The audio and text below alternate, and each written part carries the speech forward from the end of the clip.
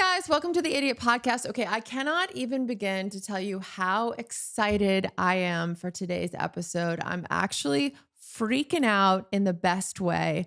Today's guests are the amazing Toren Wolf and his incredible mother, Serenity Christine. If you don't already follow them, pause this, go follow them, and then come back.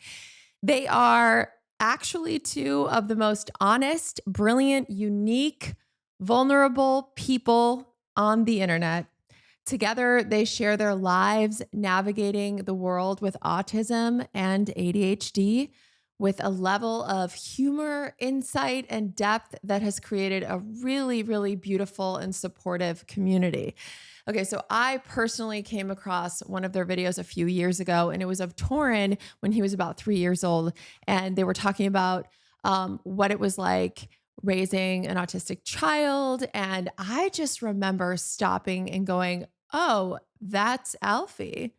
It was like looking at my son, like the exact same expressions, behaviors, everything. And I think I watched that video like 20 times in a row. And then they talked about like how Toren progressed through the years. So I followed them immediately and I've been learning ever since. And now they're here. They're in my studio. They flew from Northern California to come here. And we talked for 3 hours, y'all. 3 hours. They shared so much of themselves, and I cannot wait for you to hear it. Whether you're neurodivergent yourself, or you're raising a neurodivergent child, or you just love someone who is, or even if you're just a human who wants to better understand people, then this episode is for you. In this episode, we cover everything. I mean, they really went there. They were so vulnerable, honest, and open, and they really share their journey in depth in this interview. We talk about when Toren was diagnosed, the early signs. We cover how he navigated challenges through school and social interactions. We also talked about PDA and not the type of PDA you think, and stimming, self-injurious behaviors, special interests, fun stuff, and the absolute worst things you can say to an autistic person. Also, how he went from nonverbal to conversational. Those are like things that I know, like when my kid was really young, like I wanted to hear about all of that. If you want to watch part 2 or the whole 3-hour interview right now, it is on my Patreon right now, patreon.com/Laura Clary. You can get the entire interview right now. You don't even have to subscribe. You can just buy the episode if you want, or you can subscribe, which I hope you do. Before we begin the interview, I want to share something else that I'm super excited about. I am starting a book club. Just like Oprah. But I don't know what's happening to me. I guess I'm just at that age. You know, I've been wanting to start one for years and I finally am in my book club era. Okay. My mom, my queen, has been in the same book club with women from her neighborhood for nearly 40 years. Okay. Rain or shine, every single month they meet. And she has always told me, Laura, this book club changed my life. It's not just the books, it's the community, it's the conversations, it's the growth, it's the connections. Sometimes they barely talk about the book. Sometimes they cry over the book. Sometimes they debate so hard that it gets spicy and punches are thrown. Actually, I don't know that they've ever beat each other up, but they certainly get drunk.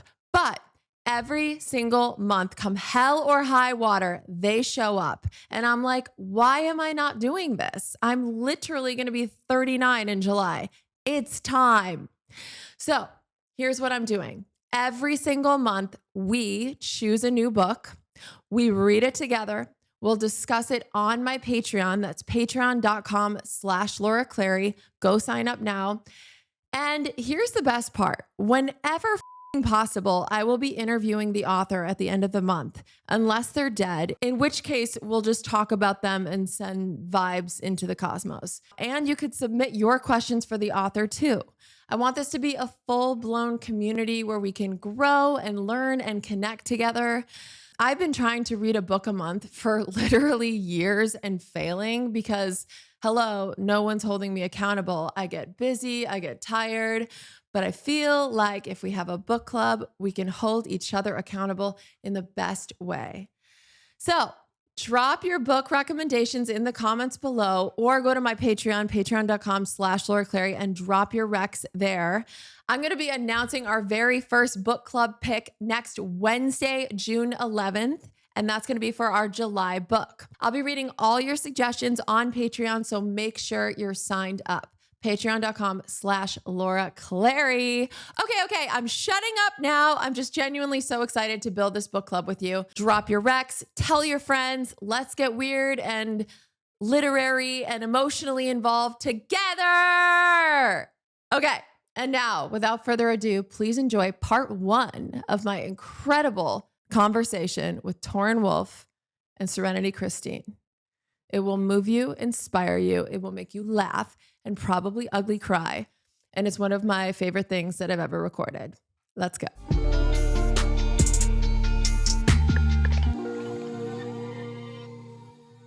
Thank you guys for being here. Thank you for having us. Yeah, I'm so excited. I love your content so much. Thank you. That's very kind of you. Yeah, and it's so original, unique. I feel like I've never really seen anything like it. Your content, like your dynamic, your point of view, like it's so honest and creative and educational too. I think even when my son was diagnosed just before he was 2, and he's almost going to be 6. And even just then, right? Okay, wait, let's do the math. 4 years ago, when he was diagnosed, I feel like there was just nothing really online about it. Like everything I would try and learn, and I wanted to hear from other families, not just, medical reviews or whatever. Like I wanted to hear personal stories, and I just feel like they weren't really out there. And then you guys came along, and it was just so groundbreaking and amazing what you're doing.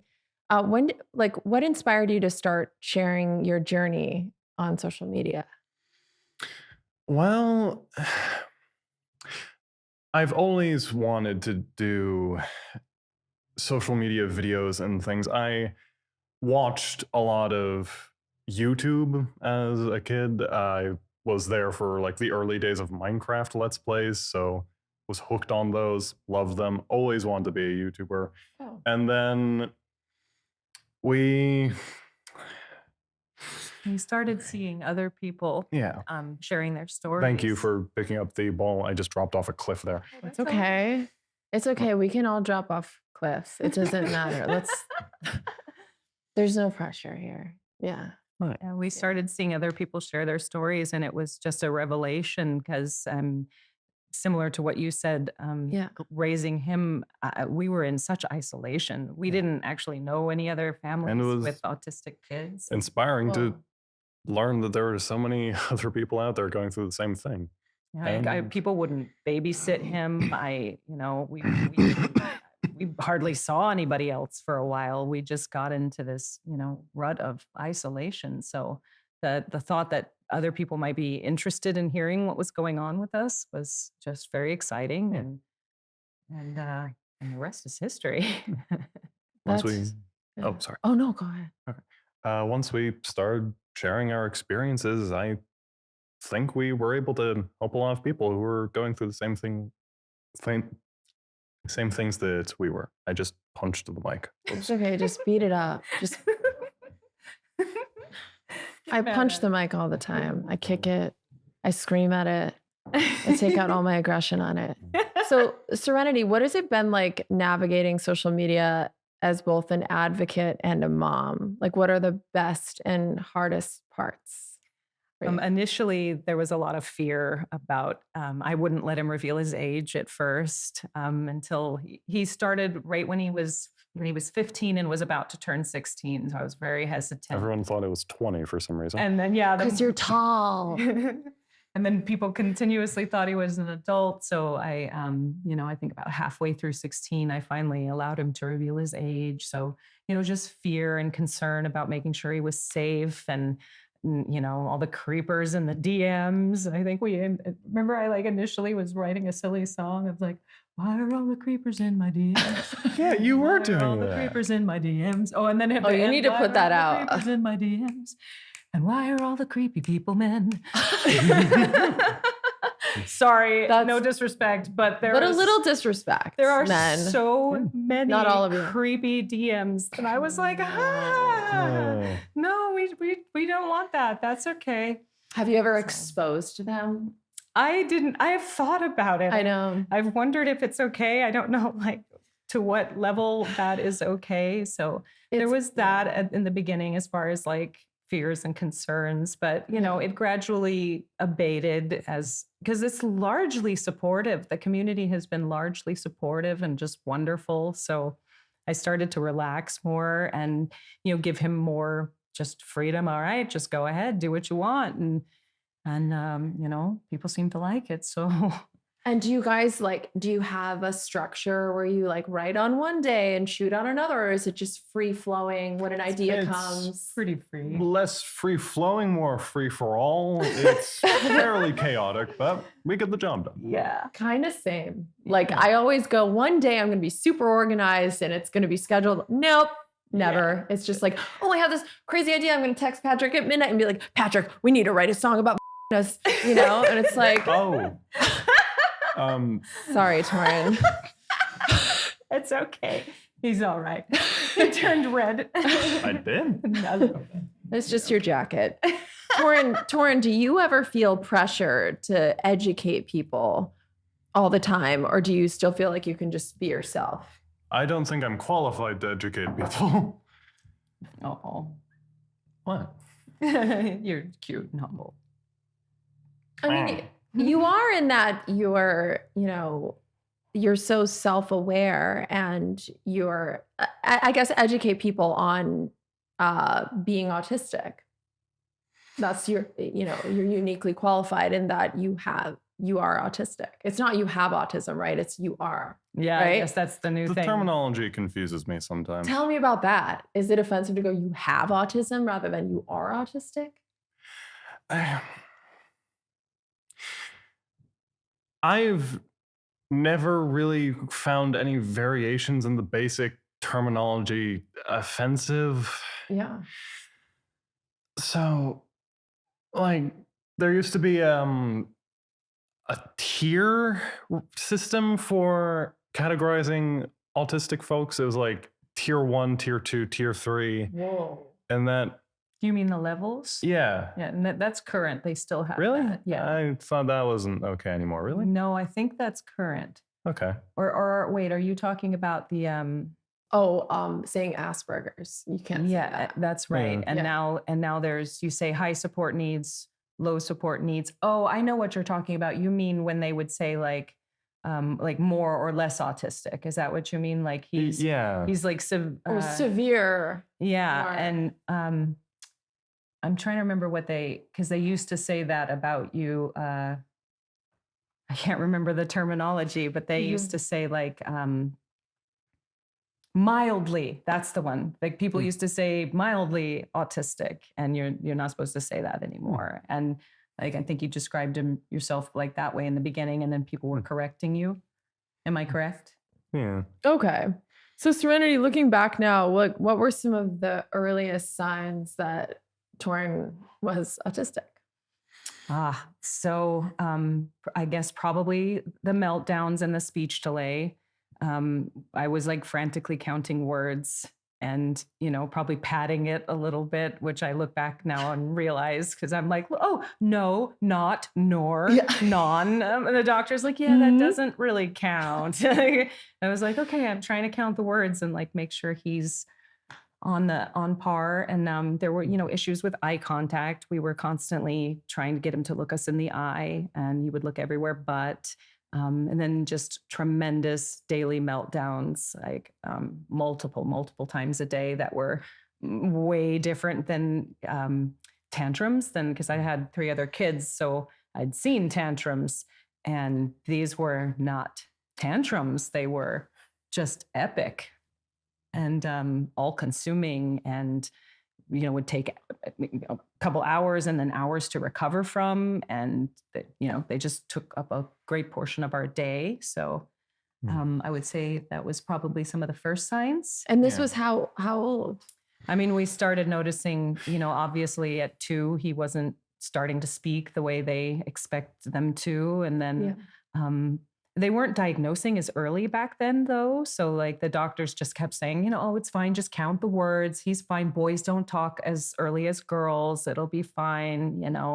It's, stuff like that. And then there were other things like he walked really early. He walked at 8 months. Oh, wow. Whereas my previous son didn't walk till 18 months. So I was like, well, if he's advanced in this area, then that, there couldn't be anything wrong. Sure. But then it turns out that can actually be a part of it, it turns out. So that could be a sign of autism is walking early. Or like there's hyperlexia, right? I was hyperlexic. No way. Yeah. My mom says, I still find this hard to believe, but my mom says I was reading like sight words at 18 months. Which seems impossible, but apparently like I creeped my grandpa out because I would ride in the car with him and like read sight words and correct this creepy him. baby reading a novel in the backseat. And he was like, I don't want to hang out with her anymore. She creeps me out. So that was not very nice, but but yeah. So yeah, I guess that was some of the early stuff we saw. We didn't actually get the diagnosis until like preschool years because we were still I just would say, he's really difficult. He's just, he's more hard to handle. He's just higher energy. And then we got into preschool and the preschool teacher was like first, like, I think it was the second day she called me and was like, he can't be here alone. You have to come with him. I was like, what? Like, because we were used to it. So we were like, what do you mean? Yeah. Like, he's fine. He's a handful, but what do you mean he can't be there alone? And then I started coming to the classes with him and his dad. And found out why. And we saw why he could not transition. They go really quickly from task to task. Like they're like, okay, we're doing puzzles and now we're going to go over to the water station and now we're going to do this or that. Yeah. And it would take so long for him to get into the task or the, whatever they were doing. And then once he finally was able to do it, he's finally getting there and they're like trying to jerk him to something else. And he would just melt down and like fall to the floor screaming. I have several pictures that I took because I was really annoyed with the school where he's just like lying in the corner of the play yard, like at the fence, like curled into a ball. And they would just leave him while they were like trying to deal with the other kids. And I don't blame them. I understand, but it was very hard as a parent to come in and your kid is just, curled in the fetal position being ignored. And, I would just scoop him up and his ears always turned bright red. And he was just trying to explain to me, they wouldn't listen, they wouldn't help me. And, so it was very, very hard and frustrating. That's heartbreaking. Do you remember that time, Toren? Very, very vaguely. Very blurry and fuzzily. Yeah. Okay. And I'm sorry to change the subject, but something I think has been helpful for a lot of parents is me being able to explain what a meltdown actually feels like and a lot of its effects so they can better understand what's going on with their kids. Yeah, please. Agreed. I agree. And so many other things too about it. Can you explain what is going on during a meltdown? So, to anyone watching who knows this better than I do, please forgive me for any mistakes I'm about to make.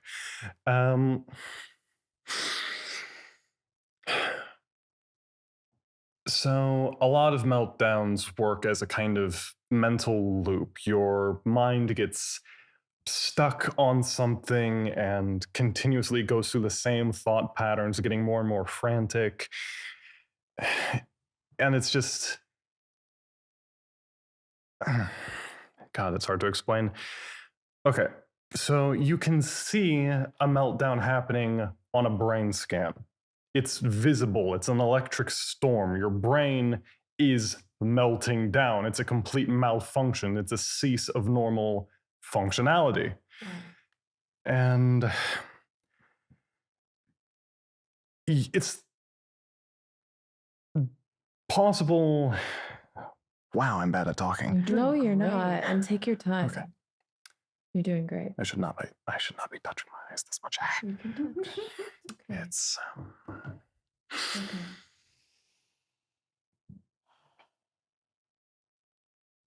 brain. Okay, so sometimes after a meltdown, and by sometimes I mean always, I won't even remember what happened during one. Your brain gets wiped temporarily. Wow. Yeah, and he described it once as hot static. Is that the correct term? Yes, I even use that in the book. Wow. Yeah, just like a buzzing that and they take a while to recover from. The mental loops are really interesting to me. My son experiences those a lot. He'll do this thing where he'll say, like, let's go swimming. And I'll say, yeah, swimming. And you go, all done swimming. And I go, all right, we don't have to swim. And I go, let's go swimming. And I go, all right, let's go swimming. He goes, all done swimming. And I'm like, all right, we won't go swimming. He's like, let's go swimming. And I'm like, all right, let's go swimming. All done swimming. And we go back and forth and back and forth. It's very familiar. And then I say, swimming, yes or no? And he goes, no. And then I know he doesn't really want to swim. But I can't understand why let's go swimming over and over. That's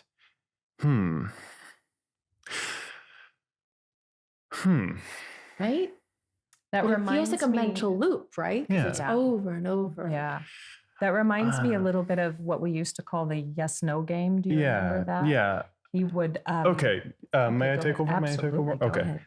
Yeah, so the yes/no game. Okay. Mhm. So I think maybe I understand where that's coming from. A lot of the time, I used to be presented with a choice between one or two or three or any number of options. The important factor was there was a choice I needed to make, and it was a choice where choosing one thing meant you wouldn't get or the other things wouldn't happen. And I could fully know that I wanted, say, option B out of A, B, and C. Okay. And I'd want to pick option B, but then you can't pick option A or C. And it's just a loop of not being able to decide, even if you know theoretically what you want, because just the stress and the fear of losing the other options. Am I making any sense here? Yes, absolutely. And Yes. these would often lead to tremendous meltdowns because he would say And then option A, and I'm like, okay, grabbing option A. Wait, no, B, C, and okay, they're all available to you. C, And, death, you know, and he would freaking just melting brain. lose it. So we actually learned very quickly to avoid options, which feels Whoa. very strange to do to a child. But we Sure. would be like, okay, this is what we have for you, this flavor of ice cream. That's it. And he even knew we were doing that. I remember you telling me you knew we were doing that and you were okay with it because it was so stressful to have to make the choice that he would prefer we do it for him at times. That's super interesting. And, you know, especially in public, you know, like restaurants were a nightmare for a while. We didn't even go for years because they would give him options and his eyes would just pop. And, he, you know, the poor waiter was like, he just gave you an option, and he would get very stressed out and sometimes have to leave the restaurant. So I I think it's called like decision paralysis or something like that. It's funny, we're learning all these terms for things that we never knew. Totally. Like the food restrictions. What is that? ARFID. ARFID. And what is that? Avoidant restrictive food intake disorder, Okay. which is a severely restricted diet. He at one point was down to roughly around 5 foods that changed from time to time, but they were the only things he would eat reliably. And it was falling off the growth charts. His ribs were sticking out. The doctor started threatening us with a feeding tube. It's very dramatic. You know, people think it's just picky eating, but it's completely different. I had, as I said, other kids. I had picky eaters. I experienced that whole thing. I knew that experience, and this was not it. Right. I'm very ashamed to say we tried the things that you learn, well, no, you can't leave the table till you finish your plate. You have to eat this, you need this, your body needs this, mommy needs you to eat this, and we got to the point where he, a couple of times was, retching, or I'm sorry to say this, but one time he even like vomited into his cereal bowl. And I was like, okay, I'm not doing that anymore. That's not okay. I'm not going to traumatize him. Like, sure, we're just going to back off and do this a different way. And what was the different way? The different way was just allowing him to eat what he was eating, but that became a problem. So that it was these like only 5 foods. It was like peanut butter and honey and these little bars. Well, peanut butter, honey, 2 foods. Yeah. Technically well, I counted them as 1. Because he ate them together. Because he ate them together. Okay. And then he would eat these healthy organic bars that we got from the health food store. Okay. And then I don't even remember, they changed from time to time. There was no fruits or vegetables, unfortunately, but there was only a couple more. And, at his next few doctor's appointments, they were like, he's starting to fall off the growth chart. His ribs are sticking out. You need to pull this up or we're going to have to do a feeding tube. And thankfully, because a lot of families, it doesn't work for them. We know a couple of other ARFID families where their kids are on feeding tubes. Okay. And he, didn't want that. He was very doctor aversive. He didn't want to go to the doctor or have, how the old tube. were you around this time? Around 7 when we finally, and then we started getting him into supplements, which was at first, he went a whole year where he wouldn't swallow pills at all because he was afraid of the choking or things being stuck in his throat. So, and that's there's like 3 types. Is that of avoidant ARFID. or aversive? I get so confused. There's the 3 so many types, terms. and there's avoidant, aversive, and restrictive, and they intuitively don't match what they are. Like I think avoidant is sensory, aversive is fear of choking, and restrictive is just a lack of interest in eating. Okay. And he initially was diagnosed with all 3, but he no longer has the one with the choking. Okay. So he's just has sensory issues, which are getting a lot better. And then the one where he just doesn't eat. So that's because I talked to his doctor and was like, are we past the ARFID diagnosis? Because he's expanded his palate so much. And the doctor was like, okay, so how much is he eating per day? And I was like, none. Well, what do you mean? Like he doesn't eat. So he doesn't eat unless you put something in front of him. And we try really, because people are like, why don't you set him alarms? Of course I've tried the alarms. I've tried the sticky notes. He'll get up and dance to his alarms or start stimming to his alarms. But when you get hungry, do you go in the kitchen and grab something? Nope. Actually, I'd say the issue is in the first part there. I don't get hungry. That's the problem. I'm sure I would after a few days, but like... Yeah, and I'm not willing to let him go that far because the doctors have said, see how far he can go. And I'm like, okay, like... to the evening is my limit. I'm not going to like let the kids starve all day. But... It's difficult for me to remember to get water for myself. Yeah. Yeah. He doesn't like feel the hunger cues. He has, I see. And you've probably heard about this where I'm trying to remember what it's called. Is it, no, not interoception, where they like don't necessarily feel when they have to go to the bathroom or when they're in pain or when they're sick. High pain tolerance. Alfie Alfie, I was in the kitchen with Poppy cooking and I just hear a huge crash and I run into the front room. He had climbed on top of the piano, grabbed on the chandelier and tried to swing from the chandelier. And I run in the foyer. It's him and the chandelier laying next to each other. I'm like, oh my gosh. And he gets up and he starts laughing. He's just like, wow. Take him to the doctor. He freaking broke his arm. Oh my God. He's laughing. Yeah, so low pain tolerance. I think he cried for a minute or 2 and then he was cracking up. Thought it was funny. Wow. And he's similar to that too. He'll go out in the snow in his bare feet. Yeah. And is just completely fine. He doesn't usually, notice if it's cold or too hot. He doesn't necessarily dress appropriately, things kind of awesome. I don't know why, but like my body's comfort ranges for some reason just shifted a few degrees towards cold from a normal person's. I hate hot weather. I despise it. That's why I'm glad we live in the Sierras. Oh, wow. Yeah, but he'll try to go out in like 30, 40 degree weather. We live in the with Sierras, right? Yeah, Right. at the foothill of the Sierras with no like sweater. You would hate it here in the valley. It gets like 115 degrees sometimes. Terrible. Oh, I know. But we just stay inside, and we're very lucky that we have a pool. So we live in the pool in the summer. We just swim. Do you like swimming?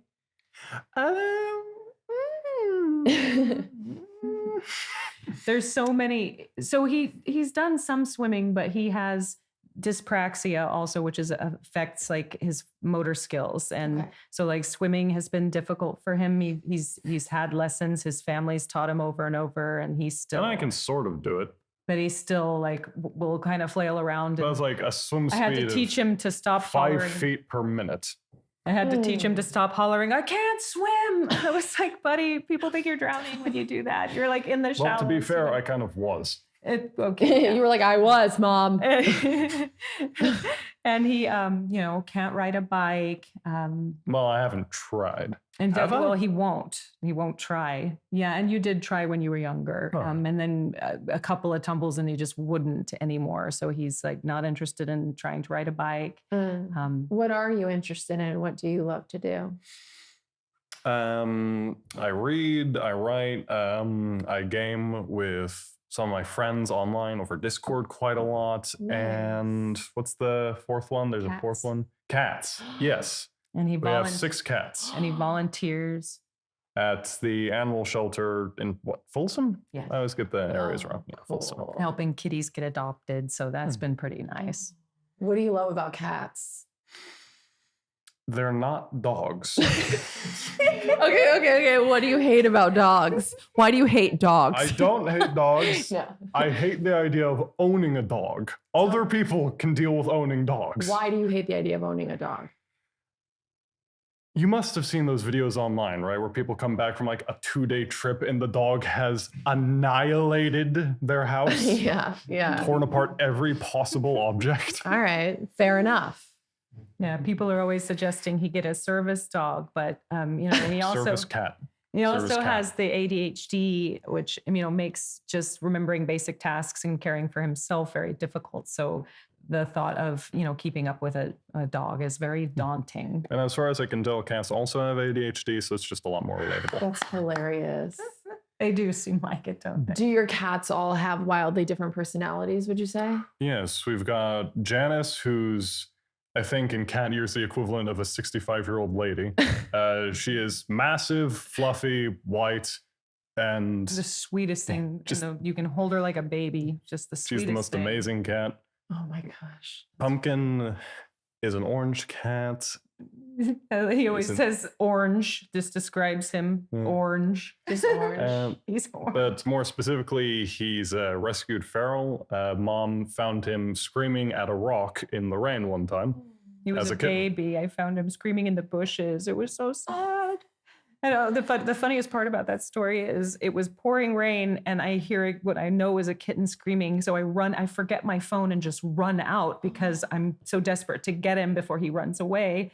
And as I'm like getting closer, I can't see anything. The bushes are tearing up my legs. I realize I hope this is actually a kitten and not like a rabid baby raccoon or something. Like a baby bobcat. Yeah, I have no idea. Yeah. I just reached down and picked him up and was And it like turned out cuddling to him, be and an it orange turned cat. out to be a baby orange kitten that had been abandoned in the rain, and it was the sweetest thing ever. So that's Pumpkin. Did you want to keep going? Okay, quick fire. Persia, the blind cat. Okay. Canterbury, the insane cat. Whoa. Don't just skip past insane. What makes Canterbury insane? Some kind of like neurotic issue where she tries to Yes. eat her own butt. Okay, she's And- insane. That's insane. That is She insane. has She's that- eating her own butt. She has a neurological Get thing where outta her here. like back twitches all the time, and then she'll turn around and gnaw at it. And the vet has suggested like possibly putting her on like kitty Prozac. So we're That's looking into that. hilarious. She's also very violent if you pet her at the wrong time. Yeah. So she's like a cat sociopath. Yeah. So she like adores you 1 second, but if you pet the wrong spot, you'll get shredded Tasmanian devil style. And then you're like, what did I do? I didn't. She just like beats you up and then Yeah. eats her own butt. And you're like, "Aw." What's her name? Canterbury. Canterbury. Oh my gosh. And then there's Fonzie, our Siamese, who manages to simultaneously be incredibly smart and incredibly stupid. And he And thinks his butt is a Febreze bottle, you said. He's a little bit banished and has to wear diapers because he likes to spray, even though he was neutered on time. Everybody's like, "Did you get it neutered?" We're like, "Yes." Some cats just do that. Yeah, he's just kind of a jerk, which is sad because he's a huge sweetie, but he comes in the house wearing a bright pink diaper and it's really funny. That's hysterical. We put a diaper Fonzie on Fancy his butt. Pants. Fonzie Fancy Pants. Oh, that's cute. I need to see. Can you text me pictures of that? I will. Thank you. And newest cat, Tuxedo, the Countess Abigail Salem von Normal. That is her full The name. inarguably best cat on the planet. Say the name again. The Countess Abigail Salem von Normal. The Countess Abigail Salem von Normal. Did I say a countess? No, I'm sorry, did I? Did you say Yes. accountant? Apologies. No, the Countess. My apologies. He's a countess. Yes. Abigail Salem von Normal. Salem von. Yes, and that's specifically his baby. She sleeps with him. She, Oh. yeah. She, Best cat on the planet. Yeah. Really snuggly. Very fluffy. she Purrs a lot. Yes. lays on Doesn't- his face. Isn't eating her own butt. No. Sometimes I will wake up asphyxiating due to the fact that she decided to sleep on my face. And when I get him up in the morning, she's always like gets right on his head or steps right on his face, or he's usually like cuddled up right here. It's very, very sweet. Are they indoor outdoor or they stay inside? They have a gigantic catio that we build for them. Oh, so, the catio. yes, it's I love huge. that. It's not like a typical like, little small thing. We have a back cabin that's off of our porch, so we like fenced it in, so they have this huge like courtyard area for their catio. Yeah. So it's pretty cool. So, Serenity, tell me a little bit about how you grew up. Where did you grow up, and what was your childhood like? I was born in Las Vegas. I will try to keep this brief. It's a crazy story. Should about the guitar so you could just do the song. I have a song. There's a song. I was born in Las Vegas, and my father was a smuggler at the time. So we promptly fled the hospital because he had gotten in trouble. So my mom was like still bleeding and wasn't supposed to leave the hospital. So they like donned disguises and escaped out of the hospital with me before she was supposed to leave. We fled to the Santa Cruz area where my dad then abandoned us, and we lived on a commune for a few years. Wait, what was he smuggling? Weed. Okay. I believe, yeah, it was weed. I hope that was it. I don't know all the deets because I'm not close to him, but So you and your mom. yeah. So we ended up on a commune. I have a bunch of really hilarious pictures of me, like just in undies, running through like weed fields, like eating an orange with like cats running around. It's very, very interesting upbringing. Then The ultimate hippie. yes. Yeah. Then around 5, I think she decided like, okay, she needs to be in school. So we moved back to Vegas, which I promptly was like, what is this? Like, I've been a free flowing, like naked hippie baby. Why are you putting me in a classroom? One of the first things that my mom loves to tell this story is Vegas is hot. I had been in Santa Cruz with the fog and the ocean, and it was so nice. And Yeah. I'm in this horrible, stifling classroom, and the teacher was like, you got to do this, pull this out, do this. And I whipped off my clothes, snapped my pencil in the teacher's face, and ended up this was like kindergarten, ended up in the principal's office. So it wasn't going well, like That's right from the giddy up. So, great.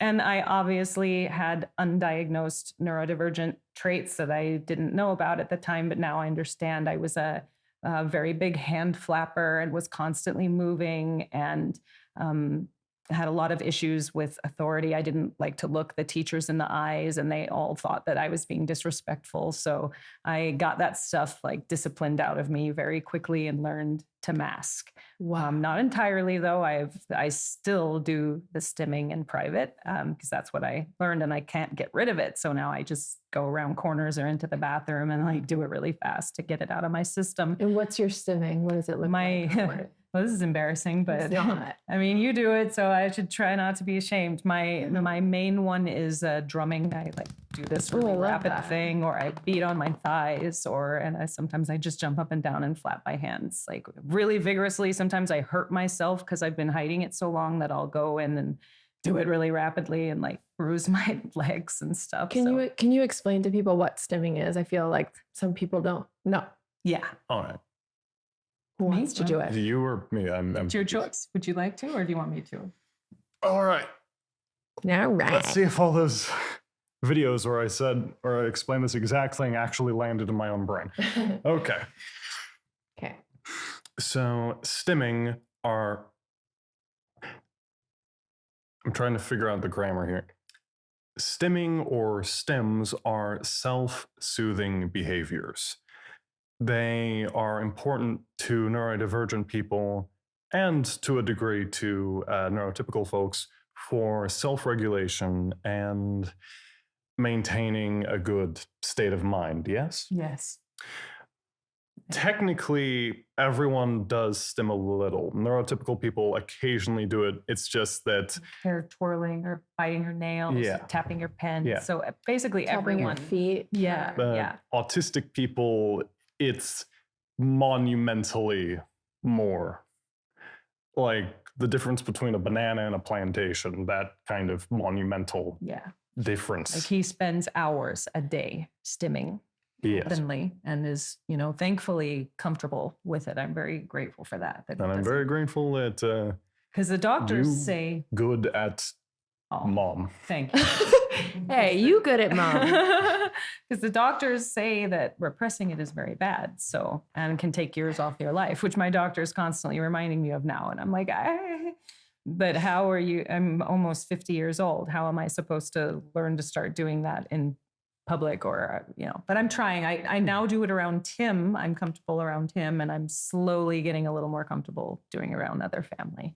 That's really cool. And there's different, my son stims a lot, flapping. He jumps a lot all day through the day. He's so happy. He also vocal stims. The vocal stimming is, so this is his happy noise. Yee. And sometimes when I'm in my bed, I just hear him running by my bedroom going, yee, yee, yee. And you just know he's like running and just, do you guys vocal stim ever? He has a lot of vocal stims, yes. Some of them are very loud sometimes, but especially when they get older, they get a lot louder. And he does that usually after like something intense happens. Yes. He needs to let off like some excitement or steam. Usually just like whoops, like whoop. Yes. Oh, I like that one. Yeah, he does those a lot. And also just I like that. Little things like on the plane, he was like wibble. The plane was bouncing, and he was like wibble wobble, wibble wobble, wibble wobble, wibble wobble, wibble wobble, wibble wobble, and stuff like that. I love that. And like always repeating, he'll repeat the cat's names over and over again. Pumpkin, pumpkin, pumpkin, pumpkin, pumpkin, stuff like that. So that's literally my I don't do it for Cadbury because her name is too long. So instead, I usually just call her Berthers. Oh yeah, her nickname is Burrs. All the cats have funny nicknames. But it's sort of like soothing to say that the repetition of it is soothing. Yeah. I love that. And I get that. I feel like I get that. Because I have ADHD and I feel like I relate. I guess there's a lot of crossovers, right? With autism and ADHD. Yeah. Yes. Yeah.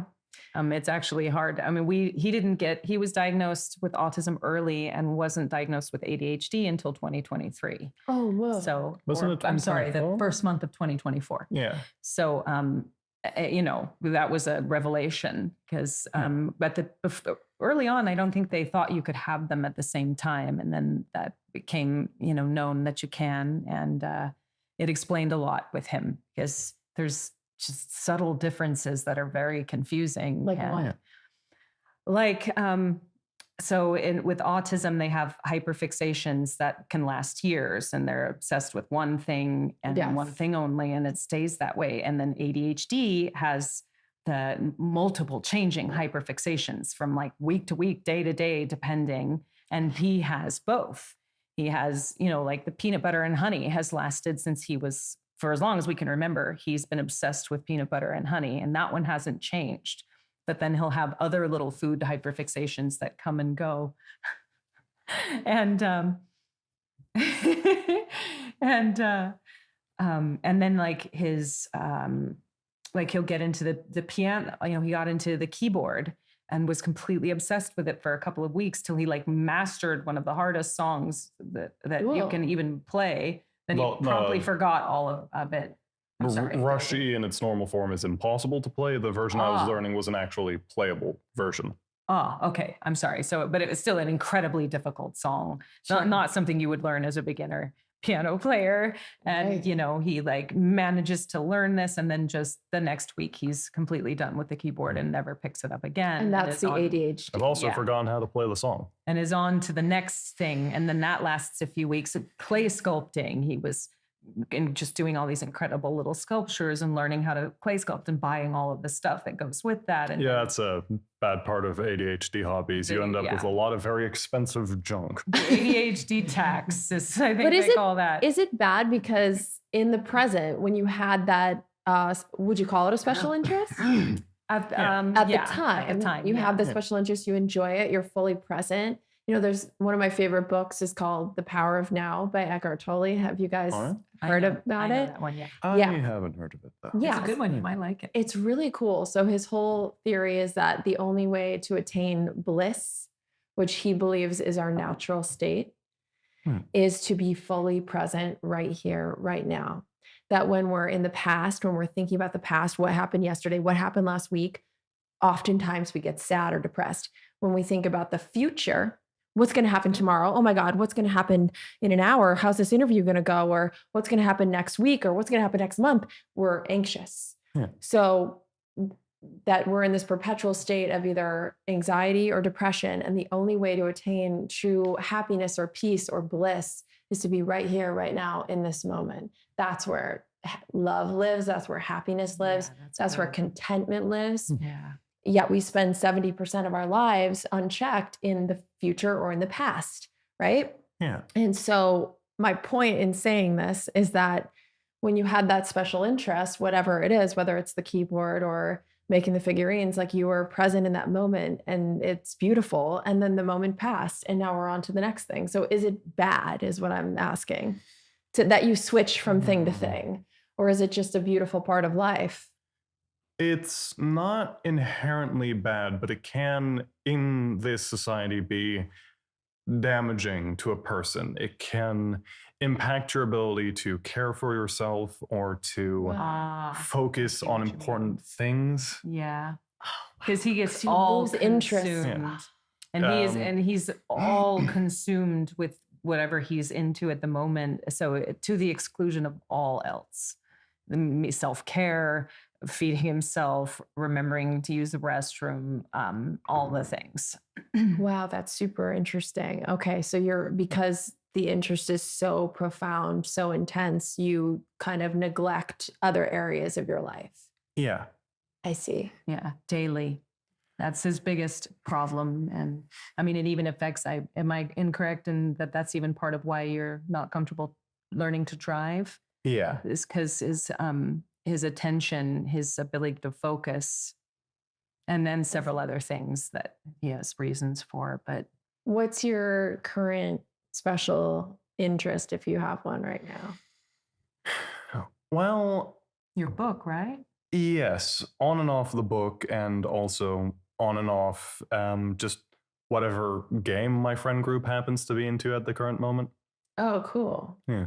Hey, so I'm going to be super ADHD and go Have at it. and go back to the story of where we were, right? Do you guys talk like that? Because Yes. okay, thank God. Because I met my people. Because some like neurotypical people get so annoyed with me. We're like ping pong balls. Yes. And you go from one story and we're in it. And it's not that we don't care, but then it provokes another thought that I then want to talk. It's like Right? stream of consciousness. Yes. I love it. And then we come back. My mom and I both back. have it. And so we just go bang, bang, bang, bang, bang, bang, bang. And then it all, but I feel like certain people just think it's annoying or something. But. Yeah, we encounter that as well. For Rep sure. Okay. So back to, you're back in Vegas. You fricking take your shirt off in kindergarten, break the pencil, straight to the dean's office. Yeah. And school was horrible for me. I wasn't like the other kids. I was a loner.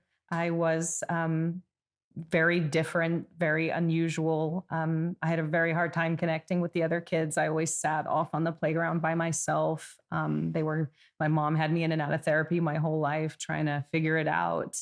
But then I excelled at school. So I got good grades until more the junior high age. I started finally failing because I was just like, I'm not doing this anymore. I don't want to do this anymore. And I was having problems with my relationship with my mom. And we now understand was because of the neurodivergence. She did not understand it. She didn't know how to deal with it. I totally understand that. I don't hold it against her. Yeah. And I was very sassy. I was a sass mouth. And I just ran away. I ran away at 12. Wow. I just bailed, and it was very scary. Thankfully, I ended up with a bunch of hippies who were good people, and the good hippies. The good hippies. I didn't end up with the drugs. Yeah. Thank goodness. Everybody around me was, but I was, always very sensitive. I didn't drink or do drugs, so I just hung out with this group of hippies and followed the Grateful Dead. So that was my high school experience. Major deadhead. So I followed the Grateful Dead. Thankfully, it was with a group of safe people that kept me safe. I saw a lot of bad stuff going around me, but I managed to stay away from that. Miraculously. Yeah. And what helped you stay away from that? A lot of it is just sensitivities, which I've now learned is also part of neurodivergence. Like I can't drink. A little tiny bit just annihilates me. Whereas everybody else can drink. And I tried a couple of things here and there at the beginning of following the Dead. I, tried psychedelics, and they annihilated me. I would try like a quarter when other people were taking a hit, and I'm like, woo! Yeah. While other people are like, woo! And I was like, okay, I can't do that. So it was mostly just sensitivities. I think I got really lucky there because it probably wouldn't have gone as well, considering, a lot of people I know who were on Dead Tour ended up doing drugs and drinking. So I think I probably just got lucky there. Yeah. It wasn't like I had some amazing willpower or something. It was too much for me. You're like, I just hated it. Yeah, it was just too much for me. So, and the funny thing is, even like going to the shows, everybody else was like obsessed with the music and writing set lists and just so obsessed with everything. And I would go and like, dance a little, but then usually end up like curled up with a blanket over my head on the lawn, like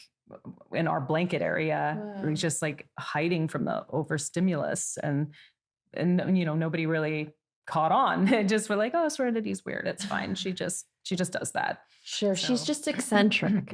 I think about like all because even, when I was a kid too, it's like, people that for sure looking back, it's like, oh yeah, they're for sure on the spectrum or ADHD looking back. But at the time it was like, oh no, like he's just super eccentric. Like he's just different, but we didn't know why or what. I was always like a big oddball too. And my friends were just like, she's just, I was like the class clown but I was just, I was crazy, and they loved it because it was entertaining, but, I didn't know that I was ADHD. So now you were diagnosed officially at 48 years old with autism and ADHD? And ADHD, yep. And what was that like? A revelation. I like to use the term grief relief because it was like a huge relief to finally understand and know that all of these things about me weren't just horrible things. And I wasn't just like bad at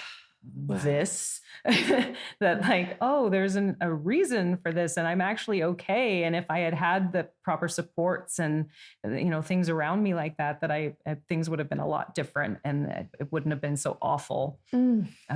So but it's also like on the same token, extremely hard to process and sad for all of those lost years and for all of the, things I went through with people who didn't understand. And so there's that part of it also. It's just two sides of the same coin. Sure. But all in all, I would do it again for sure. And I recommend it. I really wish I had known before my parenting journey, because parenting with undiagnosed autism and ADHD was exceedingly difficult, and I never understood why. I mean, everything from being pregnant to breastfeeding was a nightmare for me. And I lived in a hippie town where everybody was really intense about it. They're like, breast or nothing.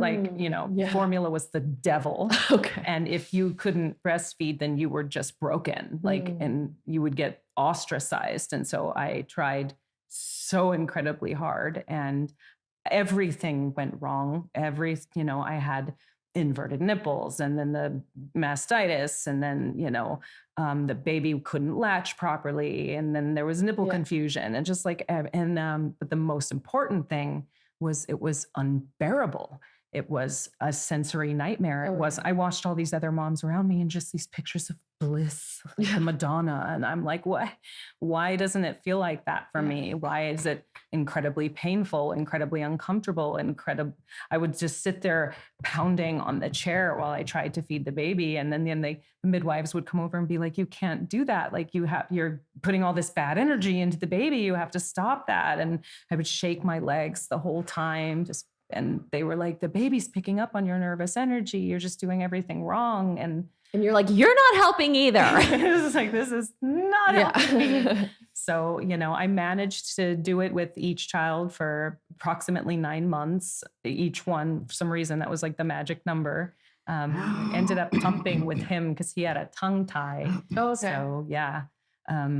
But yeah, just all of it, including being pregnant. I mean, the whole experience was like, I felt so awkward and strange and uncomfortable the whole time. And was this with each pregnancy? You mentioned earlier your first pregnancy was very young. Yes, 17. I was 17. Okay. Yes. And that, way too young, but it happens. And I wasn't expecting it, but there you are. And decided to go ahead with it. But yeah, all the people around me who were pregnant were like, oh my God, it's so amazing. That baby, I love it. It feels so good. And I was like, ow, weird, uncomfortable. It's moving. I'm really overstimulated. Like, I don't know how to integrate this. I don't know how to, of course there were moments of, I always loved my baby. I wanted the best for the baby. Yeah. I was so happy that, it was healthy and I was bringing this baby into the world. But I never felt that like bliss and comfort that other women, like some women love to be pregnant. I am not. That is not my experience. I love that you're sharing that. Because I think so many women wrestle with guilt around not liking it or not liking breastfeeding. And it's really important to hear that. Yeah. I think I liked like the second trimester. I felt like I had energy. First trimester, horrific. You're sick all the time. You're just constantly nauseous. It's and horrible. I had the hyperemesis gravidarum every single time. So the like excessive vomiting and it was just all like, so miraculous. Yeah. And then vomiting 16 times a day. It's so beautiful. Great. Yeah. No, it's horrible. And then the ends too, just so much pain, like the stretching, and I was having like torn ligaments from the baby stretching things too much. The shooting pains, just randomly, randomly in your wazoo, and you're just literally like, that was a knife in the hoo-ha. That was great. I know. I was at Trader Joe's, and then it's like, oh, like just randomly. It was like, why did that happen? A pelvic pinch. It's totally. And then I'm like, oh, I just peed myself. Yeah, that's great. So there's that. That was super great because I got a human pushing on my bladder. Yeah. Can you get off of it? And then I tried to do the natural birth. So it was the, all the rave, the hippie natural birth. And I was 17. So the first one went very poorly for me. because I tried to do it at home with a midwife. It was so funny. This is how big of a hippie I was, by the way. I was like, no, my mom was like, look, I'm really uncomfortable with the idea of you doing like natural birth. Like, can we maybe look into a hospital? And I was like, no, the American Indians go out and dig a pit and hold on to a stick. I'm going to go out and dig a hole and squat with a stick and it's going to be fine. And she was like, okay, can we at least get you a midwife? I was like, okay, I'll compromise with a midwife. I won't go squat on a stick. But yeah, that's how I was completely insane. And that did not happen, obviously. 17, very narrow pelvis, back labor. The first couple of contractions, I was like, oh, I had complete sensory meltdown. Very, very, very hard for me, but I was so committed to doing it this way and having this ideal birth. But it ended up in a hospital transfer. So that didn't work out for me, the first one. I did manage to have, my second son is adopted. And then my third child, I did manage to do it at home. But the experience was so traumatizing. Is it so funny? Your third child being who? My son, Finn. Okay, so you have 3. Yes. Okay. One is adopted.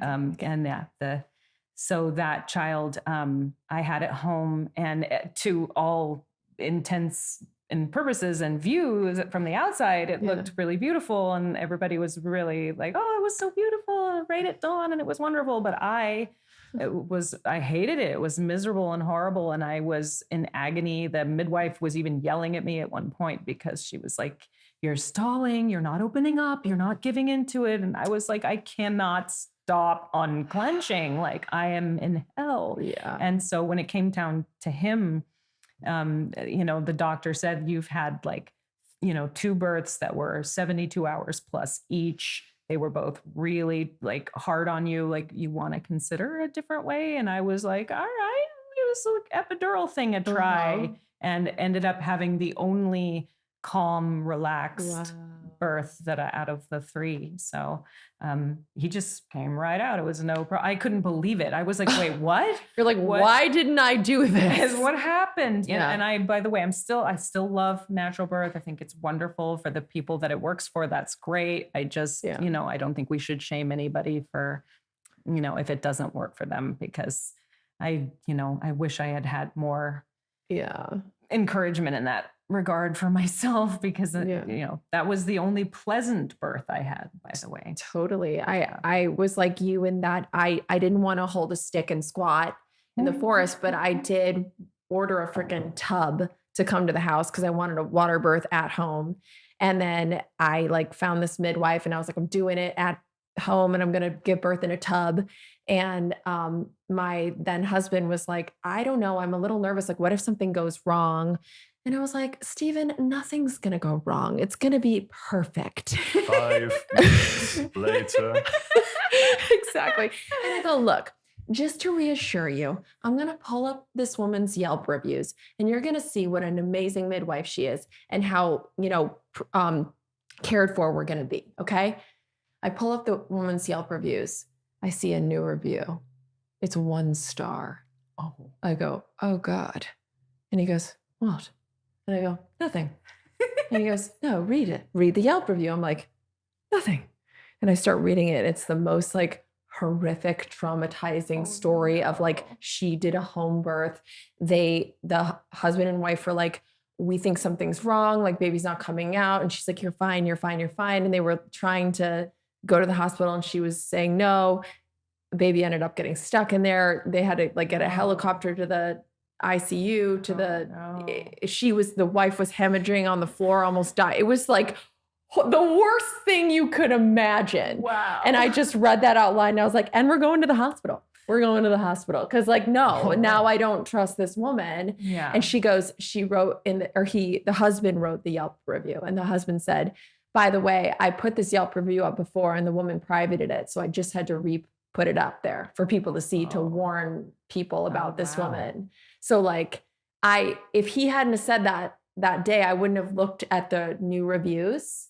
Cause before that, they were all 5 star, this was great. And then he re-uploaded his traumatic story. Wow. And it changed the course of what we did. Wow. Probably for the better. Oh yeah, definitely. I think so. But okay, so crazy.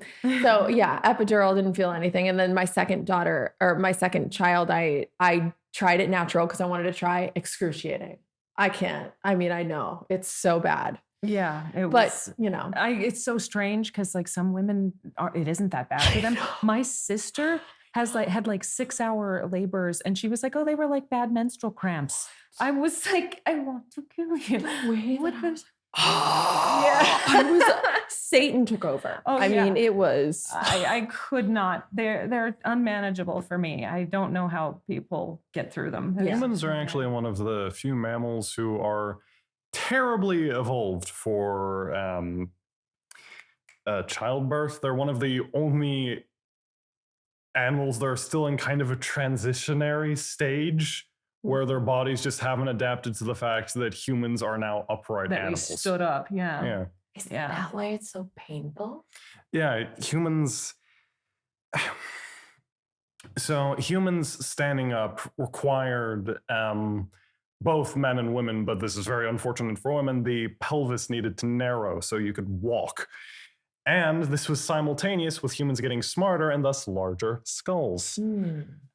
So it's basically like not a tenable situation. What do we do about that? It seems so weird and wrong to me. Also, Brent, very good choice to do the epidural with me because I have an unnaturally large head already. He really does. This is a custom hat. It just falls over most people's eyes. You want to demonstrate? Okay. Demonstrate.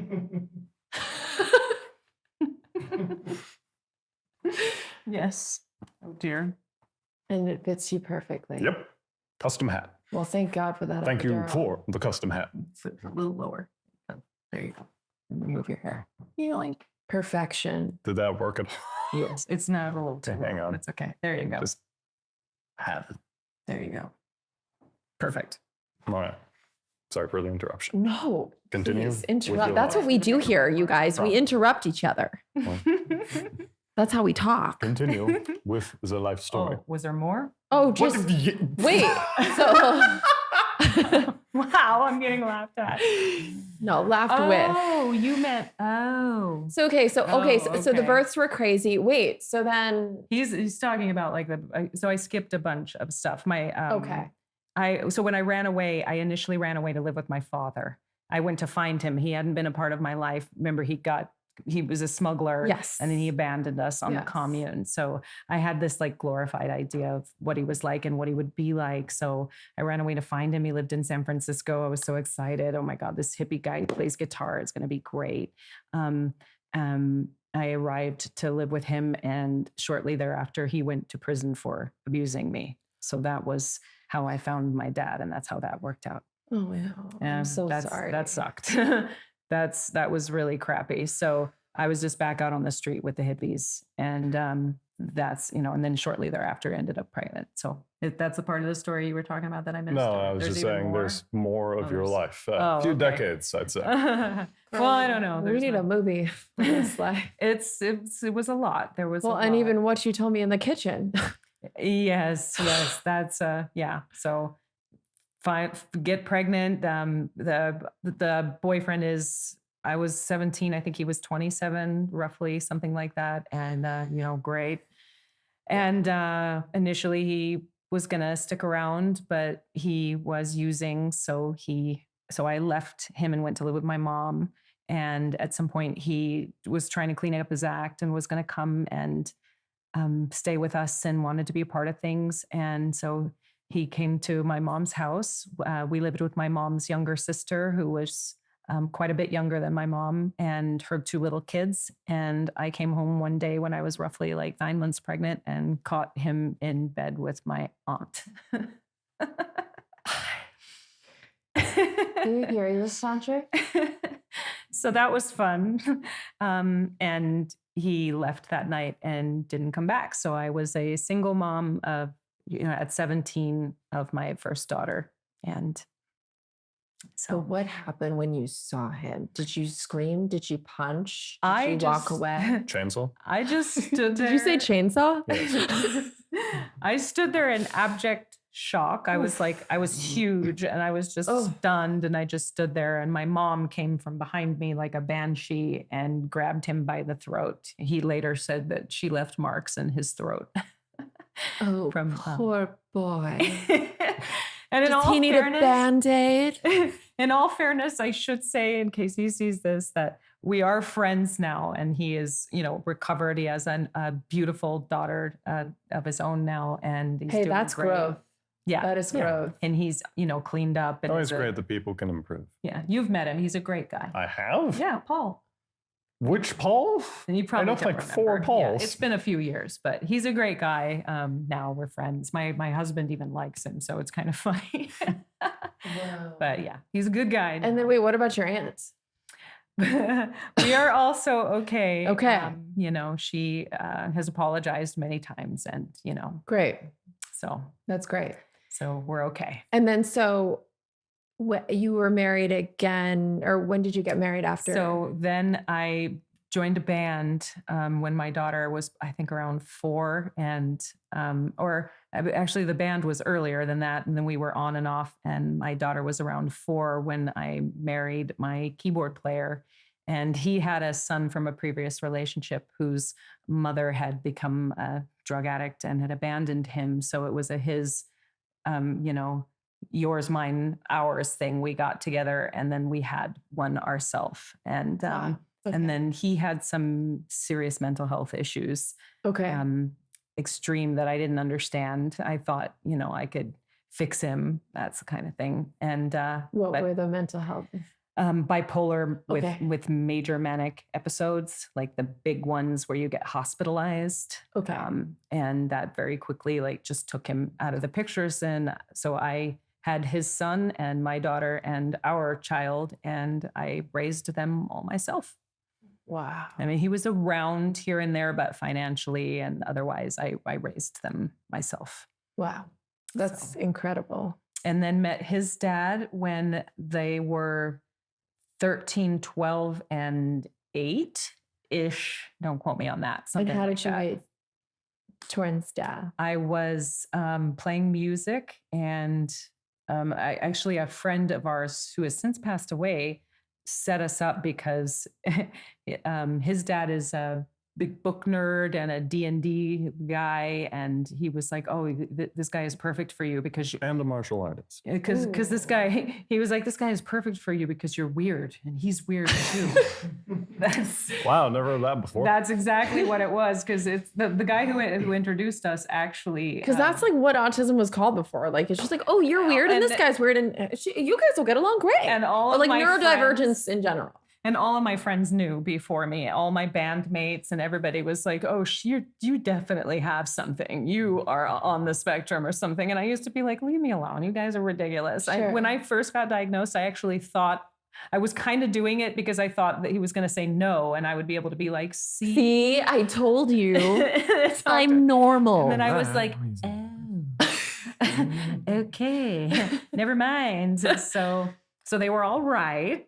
Yeah. But that's how I met his dad, was through a friend. He introduced us because the friend had actually tried to get with me for a while, and I wasn't interested. So the guy was like, "Okay, I guess you don't like me and all the alcohol I drink, so you'll probably like this guy who is a book nerd." And This is why I martial like arts. being asexual.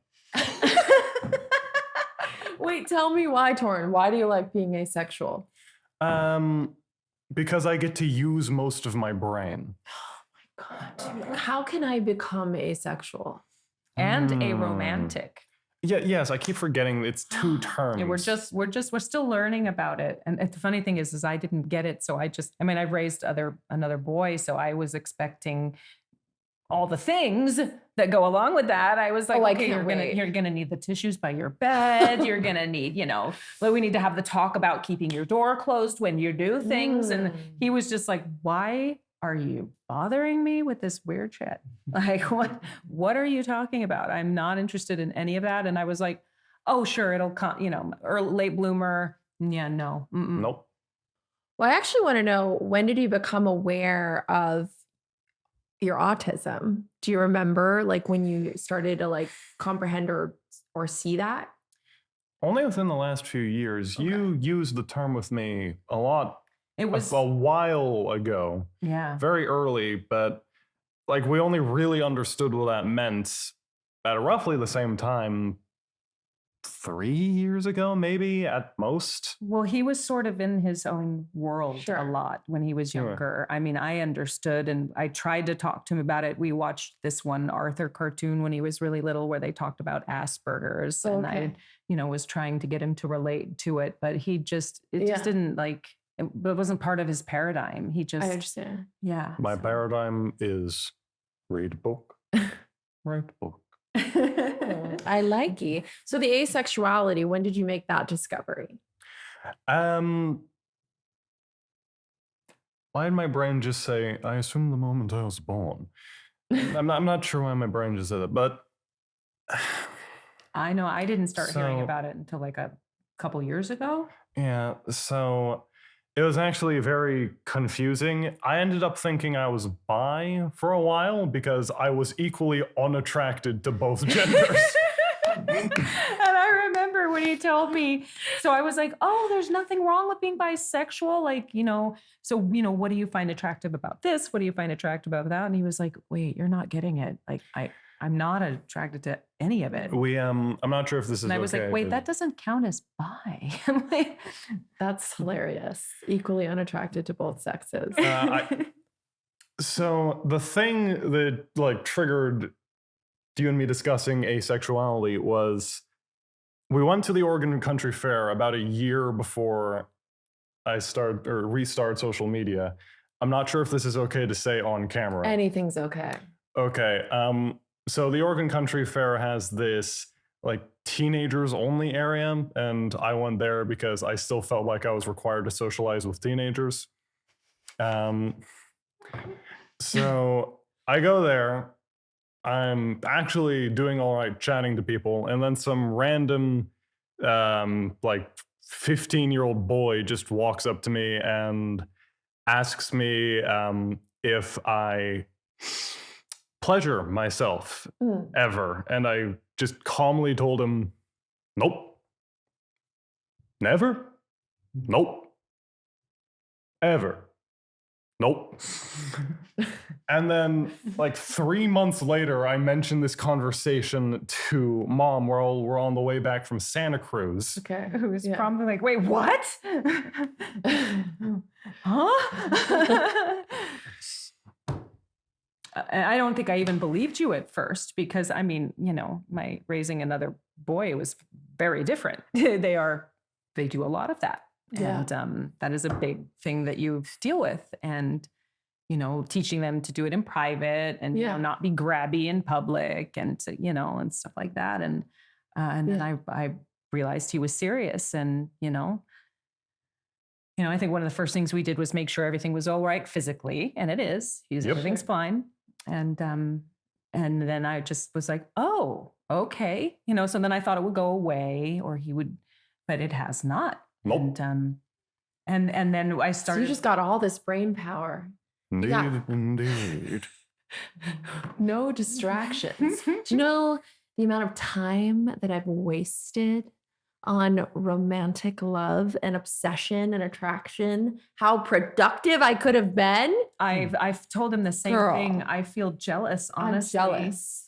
Honestly, I feel And you're jealous. like almost asexual. And it started to get me realizing, like, because I'm a heavy masker. I've masked so intensely throughout my life. I mean, basically my whole personality is just based on how I think I'm supposed to act and like mirroring other people. And I don't even really know who I am underneath all that. I'm trying to figure it out. And part of that has been sexuality.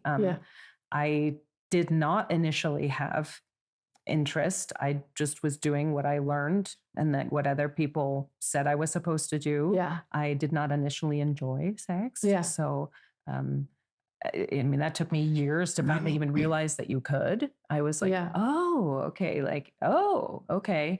And it's still rather difficult for me. this has been, a bit of a sore subject with my husband, because it's very hard to hear. And like first, I think he thought that meant like, oh, you're not interested in it, in anything. Sure. So like, what the hell are we doing? And I was like, no. That's not what asexuality means. There are actually asexual people that have romantic relationships and marriages, and it's actually a spectrum, just like autism and ADHD. It's a spectrum. Asexuality is a spectrum. Yes, you can be. So wait, he would be on the far end of none, completely absolutely completely none asexual. at all. And I would be on, more in the middle, where some is okay, but I don't think about it. I also don't usually do the thing. Sure. I don't usually do that. Whereas and I didn't It realize is that was hilarious how abnormal. uncomfortable we I know, I'm both are. sorry, because my No, it's friend is okay. like, you what? She's like, lives for her toys, and was like, what are you talking about? And I mean, I can't even like, toys scare me. I don't. It is really a spectrum, isn't it? Like I'm in a program, I'm in Alcoholics Anonymous. I've been sober for 13 years, but there's well done. Amazing. Thank you. Yeah, alcoholism runs in my family. And, I do think a lot of it's linked to untreated or undiagnosed stuff. Like my dad is for sure on the spectrum. He watched the movie Pulp Fiction every single night for 4 years. Pulp Okay. Fiction's pretty good. Okay. That's amazing. I watched The Lost Boys so many times. I not only memorized it and could recite it from beginning to end, but I wrote a sequel, a screenplay, because I was in how dare they kill David? That was unacceptable. Where is the sequel? So I resurrected him. When I ran away, this is actually, so if the police are out there and you have my sequel, I would really like it back, because I ran away and I was with a couple kids when we ran away. We were 12, 13, and we went, Vegas is hot. So we went under a mall parking garage to stay cool during the day. And we had, I'm so embarrassed to say this, and I'm so sorry to whoever I did this to, but we were hungry and we broke into someone's house for food. Good. So we broke into their house and took their ramen and like a cooking pot. It must have been the weirdest thing to come home to and be like, we've been burglarized for our ramen.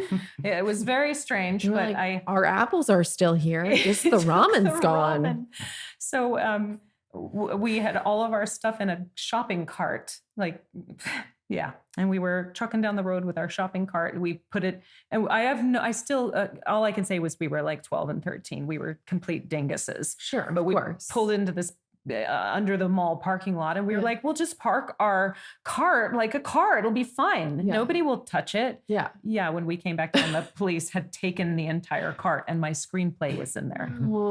And it was thick. It was typed. It had all the actors and all that was the screenplay so I would love, and the ramen. And the ramen. Yeah, because actually a pivotal moment, because that's when I realized we weren't going to make it. Because at that point I was like, we're savvy. We're fine. We can live in the desert behind the casino and eat, even though it was incredibly dangerous. And I'm so lucky something worse didn't happen. But oh my gosh. But it was that moment that the three of us split, actually, because we had no food. We had nothing at that point. All of our clothes, everything was gone. So, and I went to a friend's house, and they flew me to San Francisco to live with my dad, which ended up being a nightmare. Sure. But what a survivor you are. Like, that's really incredible. You're incredibly inspiring. Oh, thank you. And I love how open you are and vulnerable and willing you are to just share your truth. It's really powerful. Both of you. Thank you. Both of you. That's very kind of you. Yes. So, okay. So you met your husband, and how long have you been married now? Gosh. Well, we didn't get married until after you were born, actually. So we've been together for, I guess, 18 years. He was a huge surprise. It was one of those, things where I wasn't expecting it. Yeah. I think we were even taking precautions. So we were just both like, whoa. Yeah. And I had never intended to have more kids. So I had 3 older ones. They were getting much older. I used to tell people, I can smell the finish line. Yeah.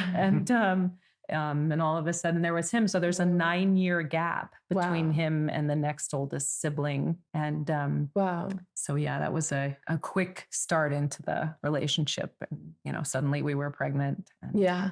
Well, 18 years is a long time. So, yeah, but he was amazing. That when I found out I was pregnant, I thought he was going to run for the hills because he had been very clear about not wanting kids, and was just instantly like, oh, no, this is going to be fine. I love you, and we're going to do great. We're going to have a great kid. It's going to be great. So, wow. And he's been there ever since. So That's amazing. Good men exist.